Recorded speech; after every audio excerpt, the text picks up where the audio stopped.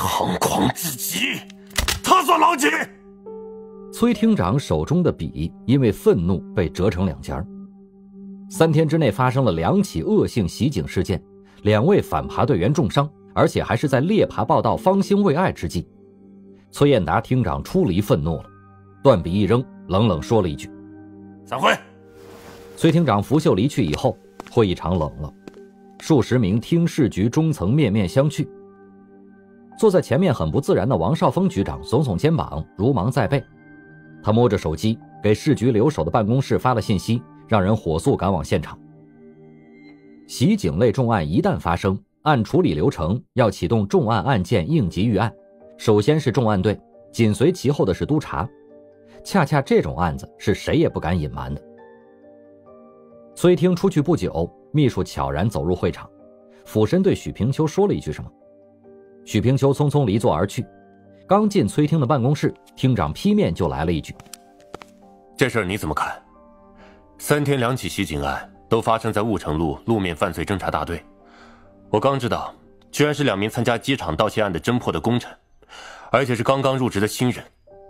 更意外的是，我刚知道，这么个声名赫赫的反扒队，居然被集体停职，居然集体脱离指挥。这个情况，我不太了解。那你就回避一下。省厅纪检和督察下去查一查，袭警的嫌疑人异地关押，提高预审规格。你组织一下，凡和本案相关的，一律从严从重处理。”许平秋敬礼退出。不一会儿，整个省厅凌乱的脚步声响彻楼层。市局参会的各位匆匆离开，省厅直属的督察和纪检按应急预案的要求奔赴现场。兼副厅的市局长王少峰想找崔厅长汇报什么，这个时候意外地吃了一个闭门羹。一层石惊起千层浪，3天2起袭警事件都是重伤，还都是发生在建制规格不高的反扒队，偏偏又是猎扒报道的原型。从省厅到市局到各支队派出所，消息像长了翅膀，飞快地在传着。安家路听到消息以后的第一个感觉是不祥，他脱岗了，边打听边往医院跑。骆家龙听愣了，他有点后悔，慌乱地往医院跑。刚刚回到警犬培训基地的窦小波也傻眼了，又借车往市区回来了。甚至于连禁毒局那几位也知道消息了。杜立才带着几位属下闻讯往医院赶。那个人再不堪，毕竟也曾经是一个战壕里的战友啊。林宇静匆匆赶到医院的时候，奔跑下电梯时正看到了等人的马鹏。他慌乱地拽着马鹏：“怎么样？人怎么样？”“还在急救室，挨了1瓶刺，失血过多。”林宇静往急救室奔，突然又折回来了，两眼怀疑地看着马鹏：“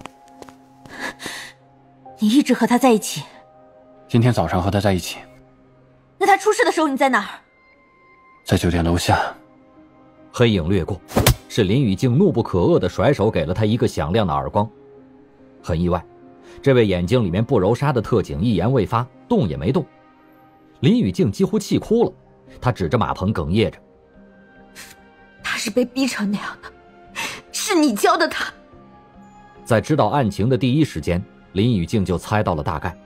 他知道这不是意外，而是一个警察在最无力的时候无奈的选择，以血作证，定死对手。他哽咽着，蓦然间泪如泉涌。他从来没有想过余罪会这样解决看似已经无路可走的案子。“你错了，这办法我都想不出来，如果想出来，我不介意替他去做的。”“对不起，我心里有点乱。”“没事儿，我不介意，我都想扇自己几个耳光。”马鹏蓦的眼睛一酸，他的脸侧过一边，抹了一把眼泪。两人说着话，杜立才、王武维、李方远一行人来了，焦急地问着情况。几个人匆匆赶往急救室。当天的急救手术不少，不过候在门口的人除了家属，大多数都是警装制服的人。不时有人赶来打听，都聚在急救室的门口，站在脸色凄然的鼠标和大毛跟前。张猛狠狠地踹了鼠标一脚：“真你妈的，怎么就出了事儿？到底怎么回事啊？你倒是说话呀！你怎么从医院跑出来了？”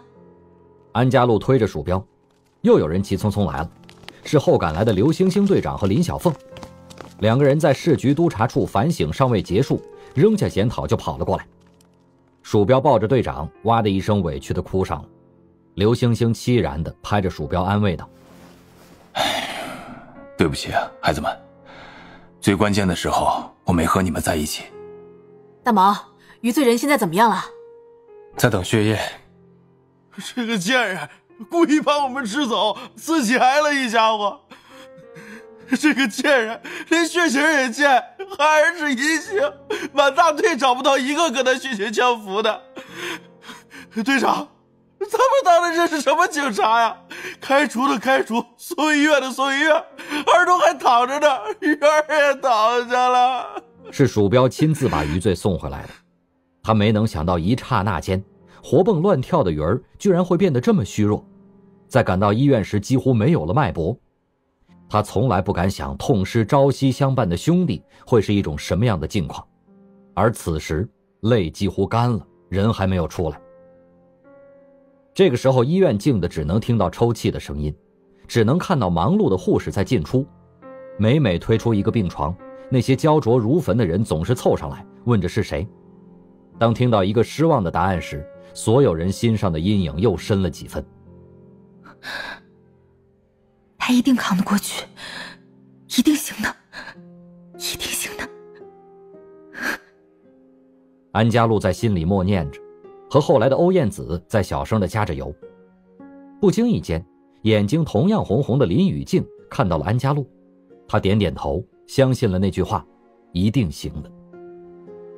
林雨静眼中有点恍惚，仿佛还在前日，仿佛还在天龙山，两人背靠背沐浴在夕阳的晚风中。他记得那一脸坏笑的男孩把他骗到房间，他其实一点都不介意。刚才为什么不和他在一起？如果在一起，也许就不会发生现在的事情。如果一切可以重来，宁愿两个人都不做警察，宁愿两个人都普普通通、平平安安地生活在一起。叮的一声，绿灯亮了，一群警员围了上来。医生，那位警察怎么样了？抢救过来了，手术很成功，平刺扎到了胃部，引起内出血，再迟一会儿可就晚了。大家不要惊扰，他现在很虚弱，要进重症监护室，而且他的血型很特殊，我们的配型不足，还需要进一步想办法。让一让，让病床出来。众人默然后退着，护士推着病床出了急救室，埋在厚厚被褥里的余罪不见真容。医生轻轻地掖了掖被子，只见他苍白脸色仍然像毫无知觉一样，不知道有这么多关心他的人就近在咫尺，只能默默地从众人的身边推过。大家用警礼默默地送着队友，安家路和鼠标忍不住地失声哭了出来。鼠标抽泣，一刹那间，他以一种悲怆的声音断续地在说唱着大家熟悉的旋律。兄弟，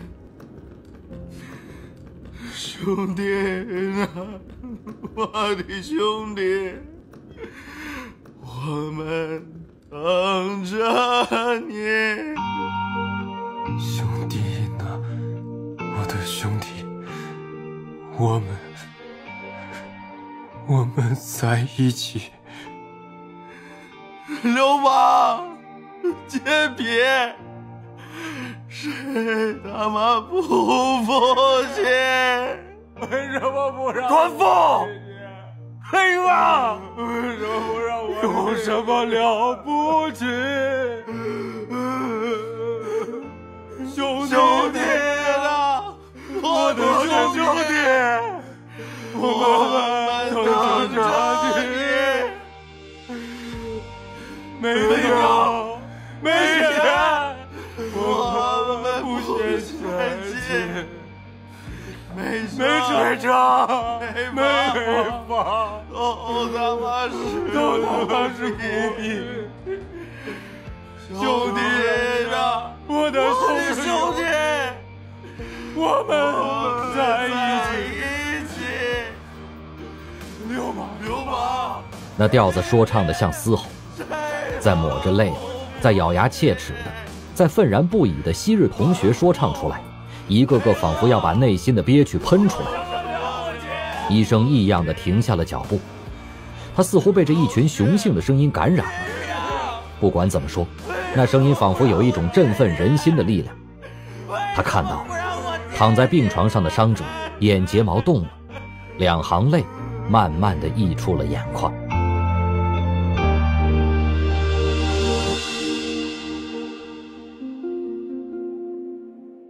下午15时40分，距离案发已经过去了整整3个小时40分。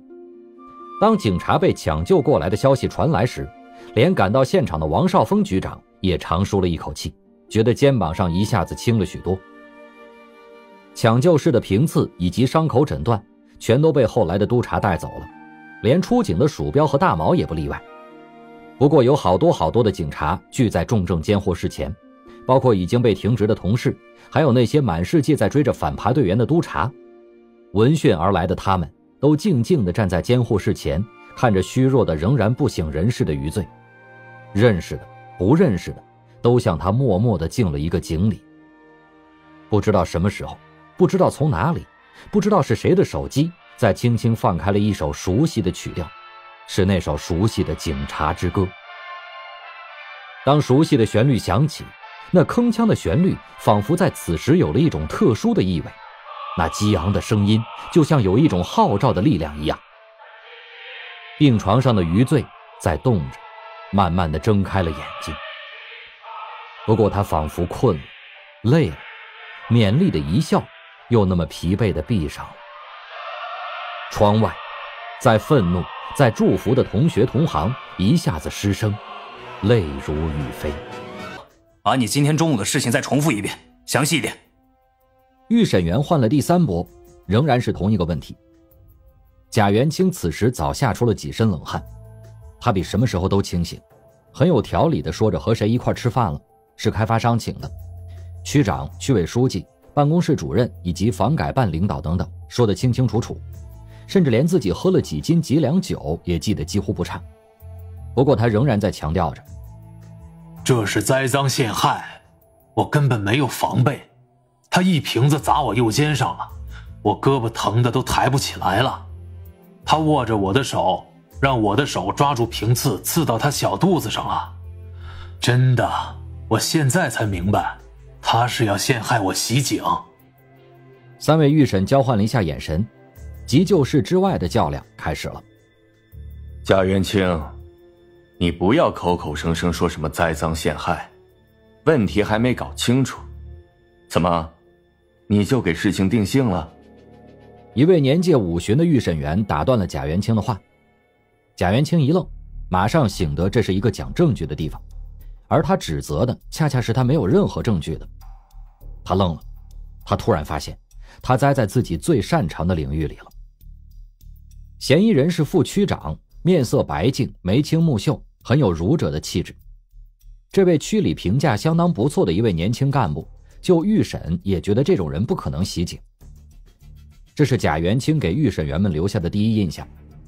他的情况已经被摸了个七七八八，恐怕贾元清无从知道，在座的这些预审员都是西山省厅派出的预审专家，再加上督察全程督导，一共4组，每组3人，就算对付杀人放火的重刑犯，也不过如此的阵容。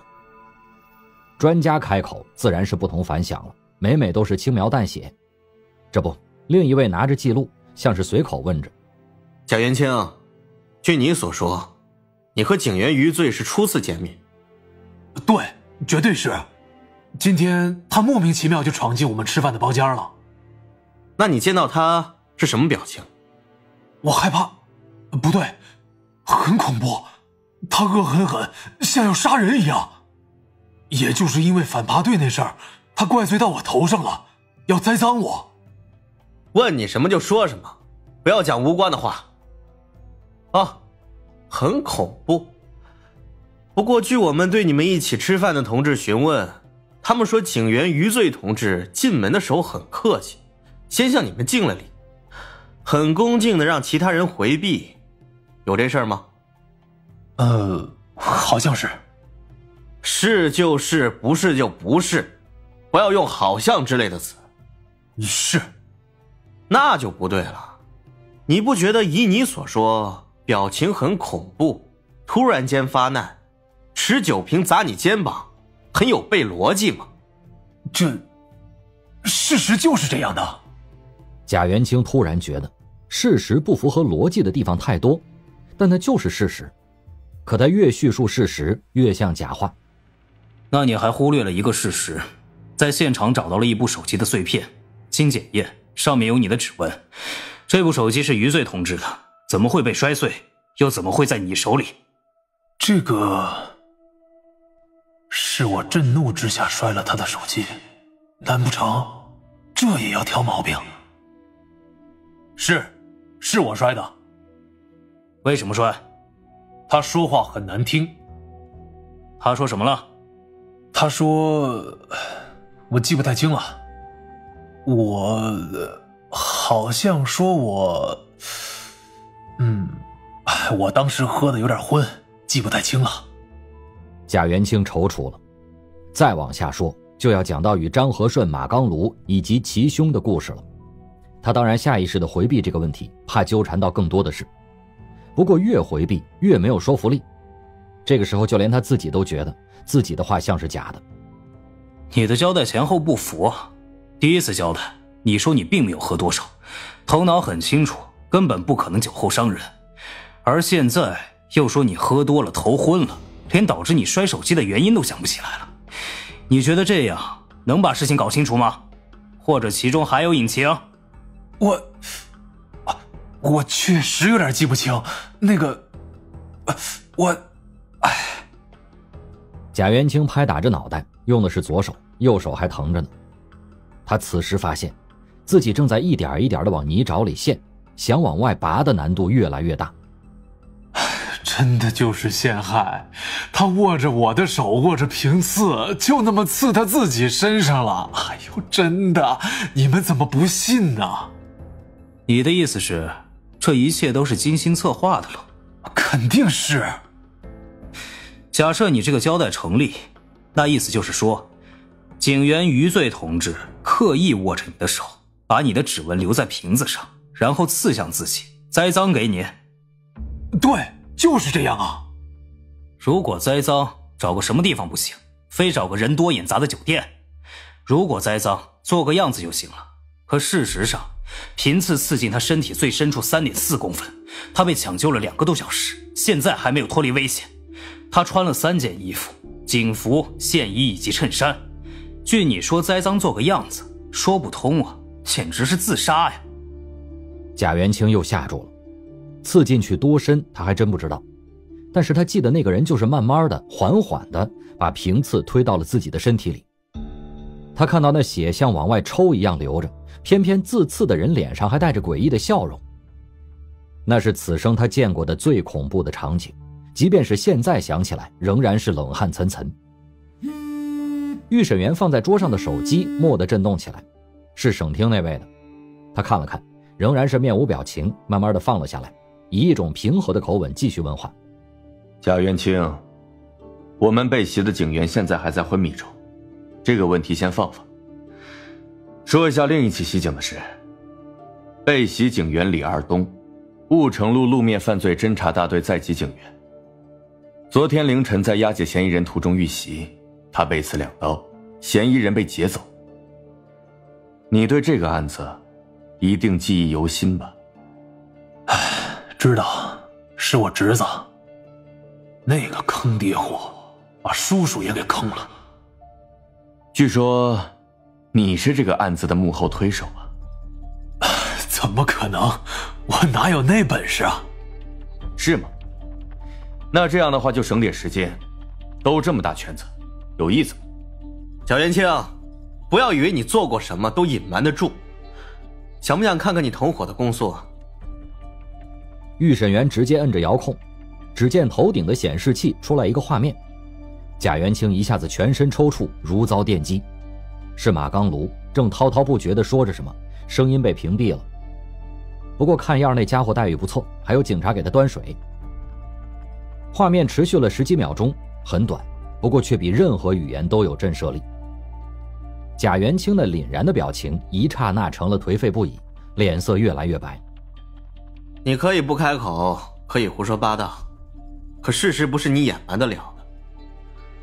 去马刚卢交代，是你授意让他给你兄长贾正寻找几个人办事，代价20万，钱是通过地下钱庄付给马刚卢的，目的就是劫走你的侄子贾浩成，掩盖贾正寻地下车厂的犯罪事实。之后事情出了纰漏，警员被袭，事件扩大，你又花了40万。是你亲自找的马刚卢，老友茶楼里留下了你的监控记录。这一次钱是从你妻子的账户中出去。以上事实你有什么异议吗？证据确凿，确认不需要费什么口舌，只需要挑贾元清交代中的毛病就行了。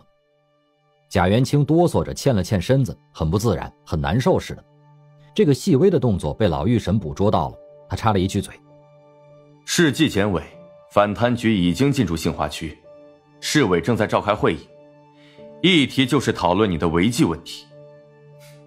不要以为我们不敢把你怎么样，敢对警察2次下手的人，对你来说侥幸心理就不要有。咕咚一声，贾元清没坐稳，毫无征兆地瘫软了，像一条被抽了脊梁的死蛇瘫在地上。在座的狱审都像冷血动物一样，都冷眼看着，就那么看着，哪怕一点同情都不给予。有时候不给予同情，但很快意，不是吗？审讯在进行着，那是一个没有同情和怜悯的地方，也是能剥去你所有尊严、人格和伪装的地方。酒店袭警不但成了贾主任身败名裂的导火索，而且波及到了家人。哥哥贾正寻被正式刑事拘留，其妻因为账户的巨额财产来历不明，被技侦支队正式传唤。而在他的工作单位，这场八卦之火随着纪检和反贪部门的进驻，有了一个确定的答案，很快就流于俗套了。好容易有独处的机会了，余罪伸着脖子，努力以一种暧昧的口气说着话。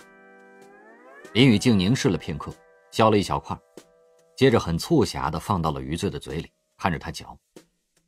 好吃，真好吃。装吧你。林雨静又喂了一块，看余罪惬意地吃着，冷不丁地问他：袭警现场是不是也是伪装的？林雨静声音极低，不过呛得余罪噎了一下，然后剧烈地咳嗽起来。这个表情相当于告诉林雨静正确答案了。余罪坐直身子，想给自己辩白一句什么，不过看到林雨静带着几分笑意的严肃时，他莞尔一笑：警察不应该这样说话，这有悖于你的职业素质，我们应该讲证据，不应该胡乱猜测，特别是对于自己的同志。很可惜，职业素质都被你利用了。对，也许是。如果没有这点职业素质，可能真凶就要永远逍遥法外了。林雨静凝视得更近了一点，那双眼睛对他没有惬意，或者说对大多数警察都畏惧的事情根本没有惬意。凝视了良久，他轻轻嘘了一声：值得吗？你傻呀，差点把自己赔上。幸好没赔上，可他们就全赔上了。余罪眯着眼笑着，在这个时候如果再来一次，他想自己肯定舍不得赔上自己，因为从没有发现过还有如此关心他的人。轻轻的，林雨静掰着苹果削下来一半，他有点埋怨的，又有点无计可施的笑了笑，把苹果放到了余罪的嘴边。余罪轻咬着，连苹果带手指都咬住了。林雨静一缩手，被捉住了。四目相接的时候不需要语言的表述，离得越来越近，直到吻在一起。一个带着苹果香味的吻，有点陶醉的感觉。砰的一声，门开了，于满堂端着脸盆进来了，一下傻了眼，脸盆吧唧一下掉地上。余罪和林雨静慌乱地分开，愕然地回头看着。于满堂吓了一跳：你们继续啊，我走错门了。哎呦！老于一闪身就跑，愕然不已的林雨静和余罪相视而笑。不过余罪再想轻薄却是没有机会了。林雨静闪避着，就是不让他得逞，起身去捡那身刚洗的衣服。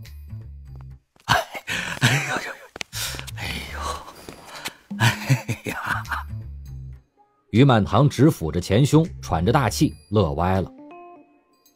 哎呀，我儿子真能耐呀！还没买房呢，已经勾搭上大闺女了。老于跑了不远，又返了回来，想回去再看看，可又不敢，生怕搅了儿子的好事。这姑娘来过几次了，我怎么就没看出来呢？对了，这姑娘是个高个子，和儿子正好互补。哎呀，将来孙子肯定比儿子强。老于正自己想着乐呵着，有人问话了：“于叔，您怎么在这儿？”没事儿。小陆，你……于满堂正待说话，又被吓了一跳。已经来过2次的安家路来了，他怔了怔，马上奸商的本色出来了，笑着诌了句瞎话，通知儿子：“雨儿，小陆来看你来了。去吧，小陆啊，在病房里呢。谢谢于叔。”安家路浅笑吟吟，很有礼貌，莞尔一笑，进病房了。这样子把于满堂看得开始七上八下了，总归起来骄傲的就是一句：“哎呦，我儿子真能耐呀！不是勾搭俩吧？怎么都像有那么点意思呢？哎呀，好像2个都不错呀。后边这个更漂亮，比于罪妈还漂亮呢。不成，还是不能找太漂亮的。”老于暗暗思忖着，一时拿不定主意。爹在思忖，儿子也没闲着。安家路敲门而入时，林雨静也有点慌乱，赶紧起身让座。他知道这位姑娘是余罪鼠标他们的警校同学。2人相视间互有戚戚。安家路一直很敬佩这位缉毒一线的大姐，而林雨静却是羡慕安家路这么青春和奔放的年龄。安，今天怎么有时间看他？不是我看他，是有个人看他。是谁呢？我就不告诉他了，对方不让说。看看，于英雄，喜欢吗？安家路笑容可掬地把一个包装的整整齐齐的礼物递给余罪。我打赌，你猜不出来是谁。想来看我又不好意思上来，除了谢冰还有谁？安家路震惊了一下，把东西放下，好没有意思，一猜就中。谢冰是谁？安安的追求者之一，2队的。我想起来了，那位特别帅的刑警，去看过二东。难道除了帅就没有别的优点了吗？有啊，谁说没有啊？一般帅哥都招女人喜欢，嘿，比如我吧。林雨静和安家路相视愕然，然后哈哈大笑起来。自从余罪醒来之后，气氛一向是很轻松的。今天虽然是林雨静和安家路同时碰面，也没有带来什么尴尬，反倒是余罪的心里打着小算盘，在怀疑安家路和谢冰又重归于好了。完了，没机会勾搭。余罪看着安家路焦白的脸蛋，有点贼心难泯。心不静，永远不会成为高手。他看到安家路起身告辞时，甚至有点失落的感觉。等一会儿林雨静送走安家路回来的时候，却异样地看着余罪。余罪被盯得不自然了，有点做贼心虚。怎么了？你这样看着我？我怎么觉得你好喜欢他？哎呦，你这话问的，警校99%的男生都把他当作梦中情人，包括你。林雨静坐到了余罪的床边，看样子没准备再喂苹果。当然包括了，这个你也介意？梦想和现实差距很大的。我本来梦想当个混吃等死的小片警呢，你看现在成什么德行，多残酷。那你梦想追到安家路，然后现实就很残酷的让你碰到我了。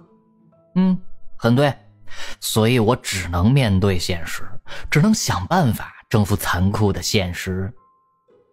余罪两眼不怀好意的上上下下打量着变装的林雨静，林雨静被逗笑了，笑着狠狠地拧了他一把。余罪吃痛的惊声尖叫：哎呀，别介，你这不是逼着我叫吗？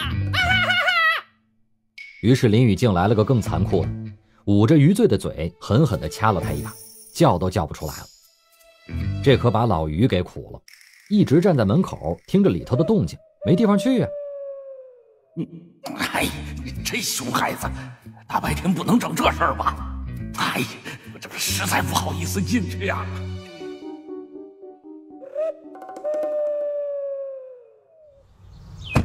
楼下安家路闭门上车，驾驶位置的谢兵堆着笑，讨好似的问他：“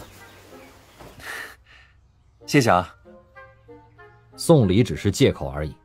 谢兵买了一件礼物托安家路送给余罪，以期通过这件事情拉近两人越来越远的距离。不过安家路似乎对于谢帅哥还是余怒未消。别客气，谢队长。别人寒碜我，你也寒碜我呀？还没当队长呢。迟早的事儿嘛。真可怜啊，咱们同学里没想到受伤的已经有2位了。可怜？李二东吧，是个意外，真可怜。余罪吗？未必。什么意思啊？你对他还有成见？没成见，这次袭警案你没参案，你未必知道。知道什么呀？人都差点没救过来。我就问一句，咱们当时一届学员里比手攻防，谁最厉害？余罪。安家路脱口而出，马上觉得不对了，他愣着眼。哎，对啊，连许平秋都被他打倒过，怎么可能被一个手无缚鸡之力的小官僚给捅成重伤了？也不对啊，意外总会有的嘛。别人是意外，余罪身上不会有意外。案发后，他带领着全队脱离指挥，市局下令收缴他们的证件，他不但没有放弃，而且还带队抄了贾正勋兄弟俩经营多年的地下窝点。据说贾家就是靠这种生意发家的，连贾元清的那一官半职都是他哥极力资助买下的。除了余罪，还有咱们那些同学，特别是骆家龙、鼠标，一直在暗中帮他，他很容易就能知道这个案子的幕后。幕后也没那么深，就是因为贾元清手眼通天，从派出所、分局到支队，他都走通关系了。什么意思啊？你说这么多。家路是一个人情白痴，没太明白谢兵的意思。你想啊，已经临近解职的余罪莫名其妙地找上贾元清，然后就发生了贾元清袭警案。本来已经铁板一块、翻盘无望的案子全部倒转过来了。如果这案子正常查，就即便牵涉到贾正勋，也不可能牵涉到贾元清。啊，这下好了，一窝端了。哦，我明白了，你是说余罪故意设计的袭警案？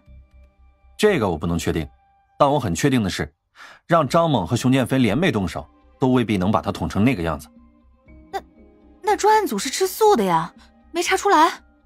专案组也得讲证据，可所有的证据都对贾元清不利，甚至连两人撕扯的距离都测量过，没错，符合余罪的叙述。恰恰贾元清又喝了点酒，他算是跳进河里也洗不清了，不承认也由不得他了。何况他本身就不干净，马刚如一交代，他那些烂事儿可比袭警的罪名还要重。谢兵的脸上有一丝无奈的笑容闪过，经历此事以后，他才觉得自己和余罪相差的太多了。对别人狠那不叫狠，能狠到把自己捅成这个样子，那才叫狠。安家路那股子正义感又上来了，无条件的支持余罪了。贾元清那是活该，官贼一家，端了才好。哎，谢兵，你什么意思啊？我觉得你就是对人家余罪有成见，故意说人家坏话。坏话？这是实话。哎，说实话啊，这事儿可让我佩服得不得了，够狠，不过也够黑呀。警察不是这么当的，要一直这样，早晚要出事儿。谢兵感觉有一种快意荡漾在胸间，不独是他，能看出案子蹊跷的人不少，但也都像看到官复为恶一般齐齐失声。就是，狠得好，我喜欢。安家路莫名其妙地说了一句，谢兵不解地看着他时，他脸上正浮现着一丝欣赏的笑容，那笑容让谢兵微微皱眉了，莫名其妙地感觉到了一丝威胁，不知道来自何方的威胁。不过还好，这个威胁目前和他还不在一个重量级上，而且他知道这个威胁恐怕是行内不愿意看到的。他看了一眼安家路之后，很绅士地选择了沉默。快到午饭的时候，林雨静才走的。老于打着饭殷勤的挽留，没留住，估计还不习惯面对老于。人一走，老爸给儿子端好饭，看着余罪吃的又香又甜。半晌，余罪才发现老爹痴痴地看着他。爸，怎么了？你还问怎么了？你们俩腻腻歪歪的，让我在门口站了2小时。对不起啊，爸。哎，没事，我再多站2小时我也不在乎。哎，儿子，到底哪一个是啊？是什么？废话不是，你说是什么呀？那爸，你看上哪一个了？你这不更废话了吗？我看上能跟我过呀？不好办啊，爸。你把儿子生得这么优秀，引得众美人争相献媚，我都不知道该选哪个。您给点参考意见啊！看雨静高大丰满，看安安羞花闭月，看燕子活泼好动，看文娟默默支持，都不错。你说选哪个？余罪把过来看过的女同学加上林雨静都摆出来了，当然没敢加上林小凤。他一来想拽一拽，二来似乎也想问问老爸的意见。不料于满堂轻描淡写的来了一句：嗨，这还不简单呢，很好办。怎么办？我正纠结着呢。泡了你喜欢的，娶了喜欢你的，就这么简单，将来都不后悔。余罪一噎，半晌才把嘴里的饭咽下去，大惊失色，一竖大拇指。哎呀，我今天才发现，爸你真英明。那当然，不英明能生出这么聪明的你来吗？父子俩相视奸笑着，那表情如出一辙。说笑着，于满堂又开始心疼儿子。哎，儿子，你不说反扒队抓的都是小毛贼，很安全吗？怎么一下子你跟尔东都受伤了？不小心，实在是不小心。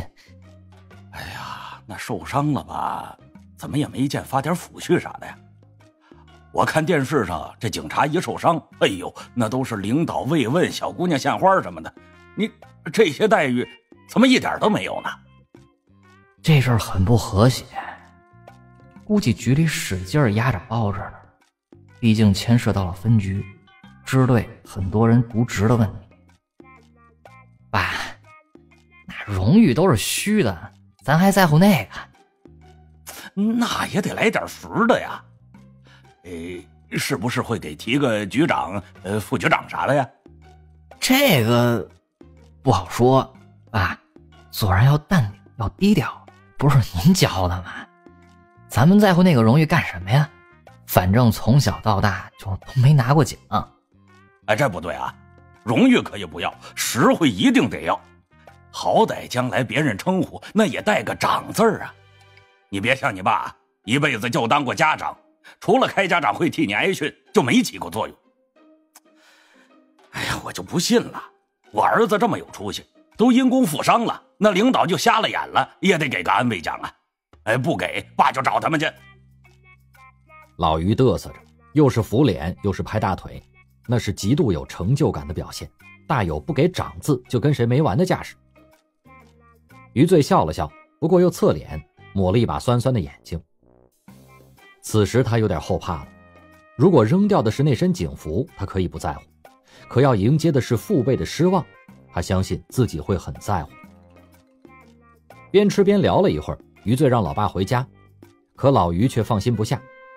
家里的生意有贺阿姨打理着，问题不大。余罪坚持要老爸回，老于坚持不回，爷儿俩又开始拌嘴了。正拌着，敲门声起，老于一开门，嘿，眼睛一突，又来了一漂亮姑娘。他一指，回头问儿子：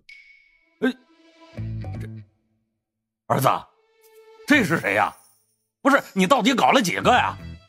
我不认识，您谁呀？那姑娘笑了笑，职业性的笑，捧着一束花送进来让余罪签名。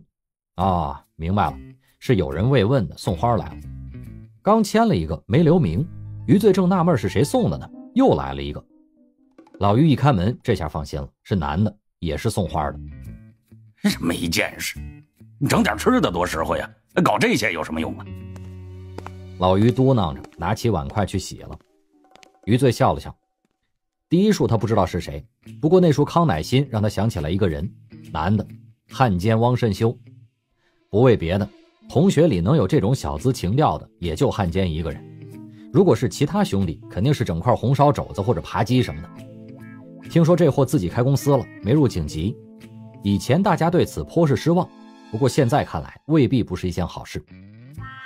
可是第二束就纳闷了，总不能还有人吧？余罪翻捡着花束里的留言，在看到一张小纸片的时候，他的眼睛一下子大了。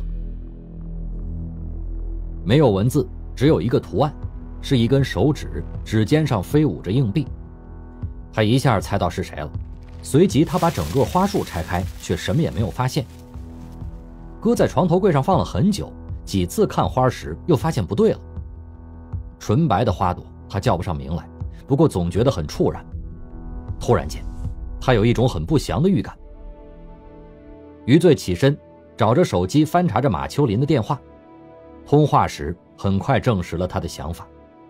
机场失窃案的主要嫌疑人黄解放已于2日前在五原市肿瘤医院病故。像公安这样的垂直管理单位，别说市局，就分局甚至派出所出点什么丑事儿，马上就会在厅里传得沸沸扬扬。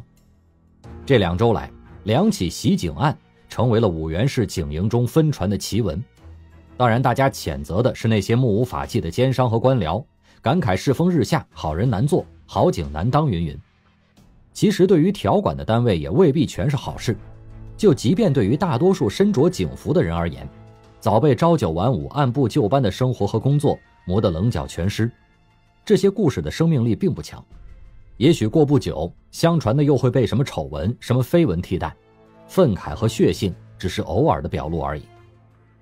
可许平秋一直有点放不下。2起袭警案水落石出，杏花分局、北营分局及下辖的4个派出所还借此打掉了3个盗窃团伙，战果不菲。无法想象的是，像贾正勋这样一个电单车厂商的正规代理商，私下里居然还干着这些偷鸡摸狗的勾当，居然还做成了一个不大不小的产业。回头看来，这是一个没有多大难度的案子。贾正勋儿子贾浩成已经明目张胆到大大方方的收赃销赃，稍加查实就能查到他的渠道和犯罪事实，可这样的事硬是被捂了2年多。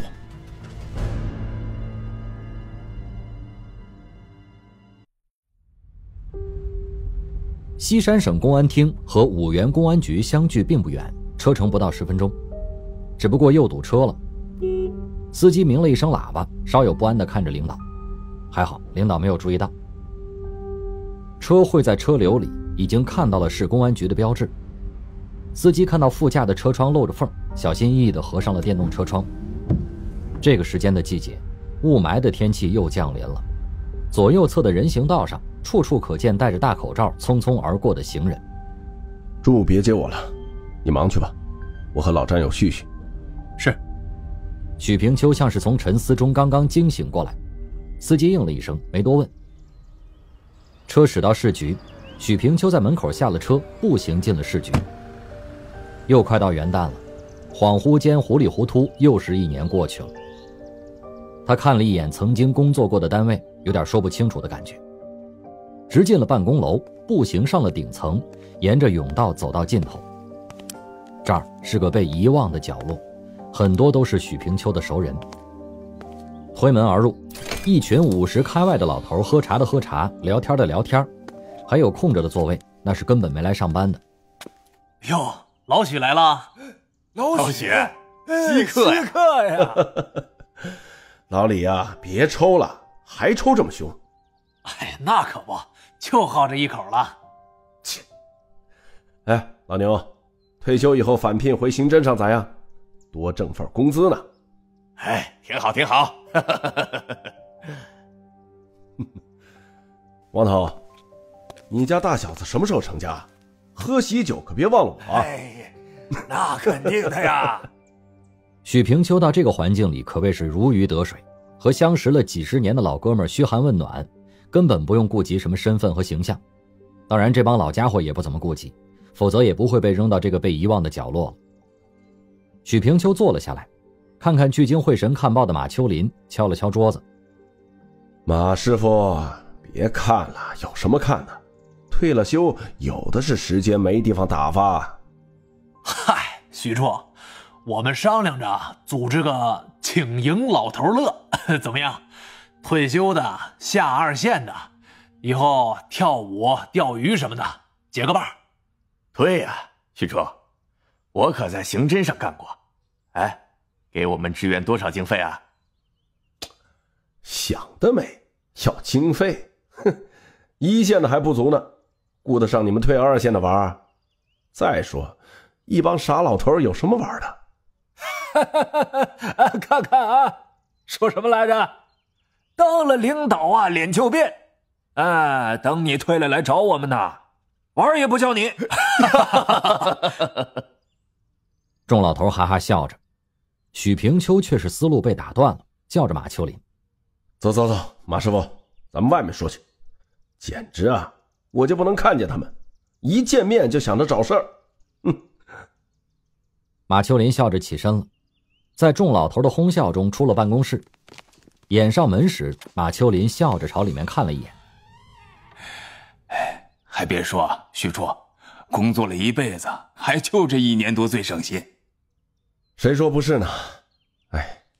等退二线啊，我也来和你们搭伙，商量商量钓鱼、郊游、爬山什么的。许处，大老远来有什么事啊？别又是强拉我进什么专案组啊！我脑神经真吃不消了，现在一听警报声也是睡不着，和逃犯差不多。有点小事儿。对了，你听说了吗？黄解放没熬到审判下去，2天前去世了。听说了。那你应该知道的比我早吧？早，我当天去过医院了。你和这个人很熟吗？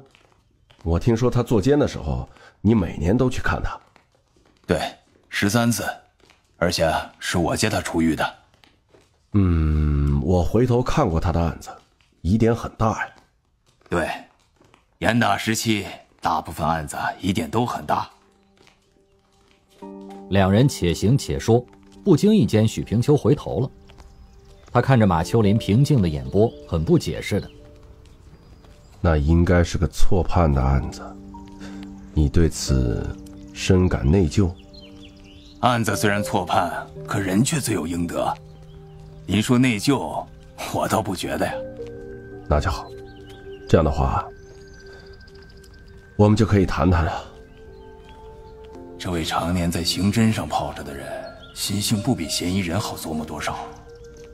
对于处理老贼黄三的事儿，就即便放在他许平秋手里，他也会这样做，甚至做得更卑鄙一些。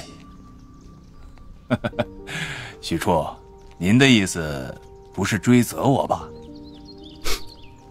如果要追责，你怎么说呢？我会堂而皇之地说，证据确凿，程序妥当。如果私人谈话，你怎么说？我很同情，也很佩服他。相比而言，我们有些地方比他过分得多。那我想请教另一个案子，袭警案，嫌疑人贾元清，受害人余罪，你怎么看？别告诉我你不知道这件事儿，你们俩挺谈得来的。依我看嘛，受害人、嫌疑人主体倒置，似乎应该就是真相。马秋林同样面无表情，心里根本没有什么波动，似乎和他从警几十年的经历格格不入。许平秋觉得自己找对人了，这俩人在他看来是同一类人，是敢赌上全部身家孤注一掷的人，两个人的做法何其相似。你对这孩子怎么看？血性、仗义，出手狠辣，是个狠角色。马秋林对余罪掩饰不住的欣赏，尽管他没有接触案子，连余罪是怎么做到的也不知道，马秋林和许平秋2个人站在公安局的大院里，一个不起眼的角落，像在密谋着什么一样。马师傅，我想请教您的就在这儿。我一直认为他是出任特勤的最好人选，可是他屡屡拒绝，就愿意混迹在普通警员的队伍里。他高高兴兴的去反扒队的时候，我几乎都把他放弃了。可现在我发现我犯了一个错误，就现在我手里的特勤都未必能做到他这个份上。那您的意思是让我劝劝他加入特勤级？不过我估计够呛，一是能力不到，二是我也不太愿意这样做。当然不愿意。这个大院里的管理层从一线上来的屈指可数，刑侦一线对于他们是传说中的恐怖存在，而特勤之于一线也如同传说中的存在一样。那里面的很多人一辈子生活在阴影中，很多人最终连名字都留不下。许平秋凝视着老战友，在那双辨识贼踪的眼中，比以往多了一份愤世嫉俗，多了一份不合时宜。他知道从警几十年，那种积郁下来的不忿会把一个人变成什么样子。他叹了口气，我是在保护他，也是在成全他。你连一个老贼都成全，难道对同行却吝于失手？保护？许平秋没多说，手指指指办公楼，那个方向是局长的方向，局长同样是省厅副厅长许平秋的上级。一刹那，马秋林明白了一点点，他也叹了一口气，又是扯淡的内耗。怎么了？难道局长还会下令剥夺他的警级不成？那倒不至于，不过领导整人的方式可比嫌疑人犯罪的方法要精妙得多。会怎么样？以我对邵峰的了解，正常情况下他会给你一直压担子，直到把你压垮，或者把你调到一个鸟不拉屎的地方，让你半辈子回不来，一辈子当小片警。更或者给你扣个敏感的案子让你处理，一步不慎就是下课的命运在等着你。坐一辈子冷板凳都是轻的，说不定真会剥了谁的警级。全省这么多警察，少一个2个，谁还会在乎？许平秋说得很轻松，不过是基于他对那位老同学的了解。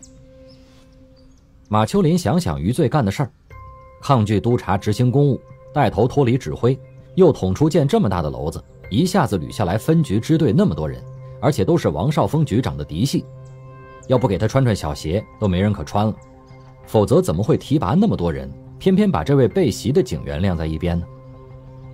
马秋林一瞬间妥协了，实在是有点不忍。我试试吧，他还小，要给打击成我这么个德行，那一辈子可毁了。谢谢马师傅。许平秋拱手作揖，终于找到一个合适的代言人了。同样在这个时候，5楼的局长办公室里，刚刚处理完诸多事务的王少峰局长正蹙着眉翻阅着原反扒队的警示档案，从队长以下一个一个挨个看过，包括协警档案。看完了以后，他又返回来，把捡出来的那一份又看了看。姓名余罪，年龄22岁，